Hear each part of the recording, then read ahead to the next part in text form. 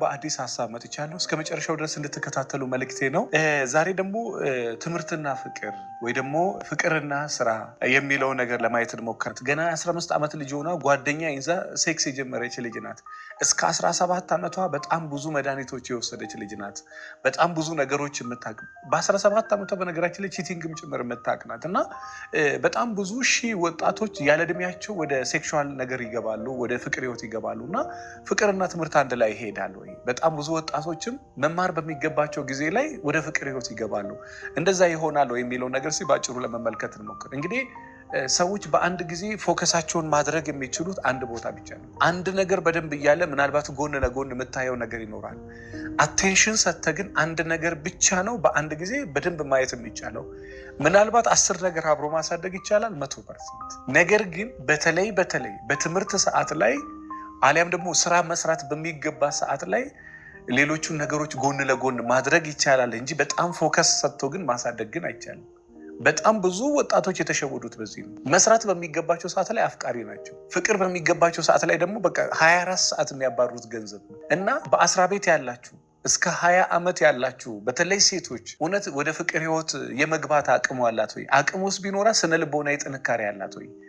የሆነን ሰው የመሸከም፣ የሆነን ሰው የመረዳት፣ የሆነን ሰው የማርካት የማስደሰት፣ የሆነን ሰው የመንከባከብ፣ ከሆነ ሰው ፍቅር የመቀበል፣ ለሆነ ሰው ፍቅር የመስጠት አቅሙ አላት ወይ? ያቺ የ15 ዓመት ሴት በ15 ዓመቴ ነው ጓደኛ ያስኩት 2 ዓመት በሴክስ ኖሬያል ሆስፒታል እንዴት ስትውጥ እንደነበረ ስትነግረኝ እኔ ዘግን ነኝ። ከወርወር ስትቅሙ የነበረች ልጅ ናት። 17 ዓመት ሆና አሁን ደከመኝ አለች። እንዴ በዚህ እድሜ እንግዲህ አንዴ ነው 2 ነው አስወረድኩኝ አለች። እና እኔ ወላጆች በተለይ ይሄን ቪዲዮ የምትሰሙ ወላጆች ካላችሁ እንደው ባካችሁ ልጅህን የምትወዳት ከሆነ በተቻለ መጠን ወደ ራስ ቀረብ አድርጋትና ስሜቷን ለመረዳት ሞክር። ያንተና የሚስትህን ጭቅጭቅ ወደ ጎን አድርግና ለልጅ ህይወት ስትል ትንሽ የተወሰነ ጊዜ ዋጋ ክፈል። በጣም ሴት ልጅሽን የምትወጂ ከሆነ ከ15 ዓመት ከ16 ዓመት በ17 ዓመት በ18 ዓመት እስከ 20 ዓመት ድረስ በጣም ጥበቃ እርዳታ የምትፈልግበት ጊዜ፣ በጣም እርዳታ የምትፈልግበት ጊዜ። ኢትዮጵያ ውስጥ የምትኖሩም ውጭ ሀገር የምትኖሩም ገጠር ውስጥ የምትኖሩም ከተማ ውስጥ የምትኖሩም ሴቶች ወንድ ፈልጋለሁ የምትልበት ጊዜ ነው። መሽኮርመም ማሽኮርመም የምትጀምርበት ጊዜ ነው። ወንዱም እንደዛው ሴቶችም በነገራችን ላይ ሴቶቹን ብቻ ለምጠብቁ ምላችሁ ወንዶቹን በቃ ስሜቱ ይሰማል እኮ ስሜቱ ከ15 ዓመት ከ16 ዓመት ከ17 ዓመት ጀምሮ የሆነ ነገር ለሱ መሰማት ይጀምራል። ነገር ግን ትክክለኛ ጊዜ ነው ወይ የሚለውን በደንብ ማጥናት ይፈልጋል። አለበለዛ አላስፈላጊ ዋጋ መክፈሉ አይቀርም። ስለዚህ በትምህርት ሰዓት ሰዎች ምን ላይ ነው ልጆች ምን ላይ ነው ፎከስ ማድረግ ያለባቸው? ትምህርት ላይ። በስራ ዓለም ላይ ደግሞ ወደ ስራ ልክ ሲገቡ በጣም ፎከስ ማድረግ ያለባቸው ምን ላይ ነው? ስራ ላይ። ከዛ በኋላስ ልክ እድሜው ሲደርስ ወንድ ልጅ 25 ዓመት ሲሞላው፣ 26 ዓመት ሲሞላው፣ 30 ዓመት ሲሞላው፣ 35 ዓመት ሲሞላው ብቻ ደረስኩ ብሎ በሚያስብበት ሰዓት ላይ አይምሮውን ለምንድን ነው ክፍት ማድረግ ያለበት? አሁን ማግባት አለብኝ፣ የፍቅር ህይወት ያስፈልገኛል ብሎ አይምሮውን በዛ ደረጃ ክፍት ማድረግ። ነገር ግን መስራት ባለበት ሰዓት ላይ ፍቅር ካለ እርግጠኛ ነኝ ፍቅሩንም ያጣዋል፣ ስራውንም ያጣዋል። ነገር ግን መጀመሪያ ፎከስ ማድረግ ያለበት ስነ ልቦናዊ ጥንካሬ አለው ወይ? ለማግባት ዝግጁ ነው ወይ? ሴት ለመንከባከብ፣ ለሴት ፍቅር ለመስጠት እንኳን እሷን የሚወድበት ራሱን የሚወድበት ልብ አለው ወይ? ይሄም በደንብ ማጥናት አለበት። አንዱ ትዳር የህይወት ትምህርት ቤት ነው። ስለ ትዳር መማር አንድ ሴትም ትምህርት ላይ ባለችበት ሰዓት ላይ ሀሳቧን 30 ቦታ መበታተን አይጠበቅባትም። ማድረግ ያለባት ምንድነው? መጀመሪያ መጨረሻውም መሆን ያለበት መጀመሪያ ትምህርቷን መጨረስ።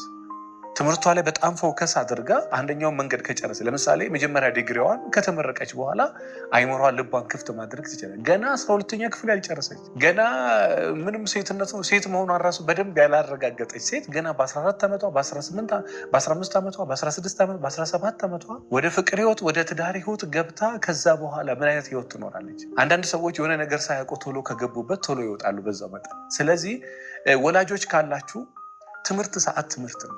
ትምህርቷን ከጨረሰች በኋላ ከዛ በኋላ ፎከስ ማድረግ ያለባት ምናልባት በቃ ወንድ እድሜ ስለሚገድባት ሴት ልጅ ምናልባት የፍቅር ህይወት፣ ምናልባት ደግሞ ጓደኝነት፣ ምናልባት ደግሞ ሌላም ነገር ግን ገና በአስራ ቤት ያለች ትምህርት ላይ ማተኮር የሚገባት ሴት ፍቅር ይዞኛል ካለች እመኑኝ ከዛ በኋላ ህይወቷ ይበላሻል። እኔ በጣም ብዙ ሴቶች ጫት ቃሚ የሆኑት በዚህ እድሜ፣ በጣም ብዙ ወጣቶች ጫት ቃሚ የሆኑት ሲጃራ ጫስ የሆኑት በጣም ጠጪ ድራግ ወሳጅ የሆኑት በዚህ እድሜ ነው።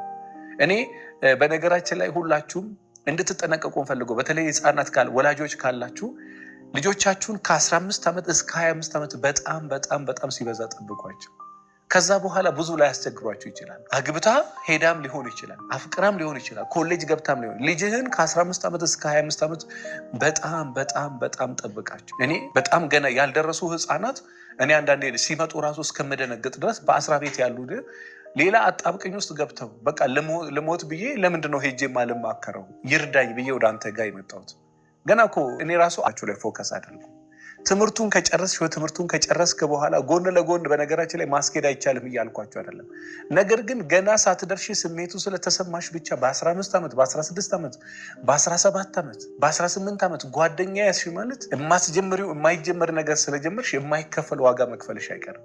ያቺ ሴት ቢሮ የመጣችው በ18 ዓመቷ ጓደኛ ያዘች፣ በ15 ዓመቷ እስከ 17 ዓመት ስትውጦ የነበረ መድኃኒት እሷ ራሱ አሁን ልጅቷን ብታይዋት አታምኑም፣ እድሜዋን አታምኑም በጣም ከመጎዳቷ የተነሳ። ስለዚህ ትምህርትና ፍቅር ትምህርትና ትዳር እየተማረች ከሆነች ገና 12ኛ ክፍል ሳትፈተን ገና 8ኛ ክፍል ገና 7ኛ ክፍል ገና ልጅ እያለች ሰውነቷ ስለተመዘዘ ብቻ ወደ ፍቅር ዓለም ወደ ትዳር ዓለም ከገባች ትምህርቱንም ታቋርጣለች፣ የፍቅር ህይወቱንም ታቋርጣለች፣ ራሷንም ህይወት ታቋርጣለች። ስለዚህ በተቻለ መጠን ትምህርት ላይ ከሆናችሁ ፎከሳችሁን ትምህርት ላይ፣ ስራ ላይ ከሆናችሁ የተወሰነ ጊዜ ፎከስን ስራ ላይ የት ይሄዳል?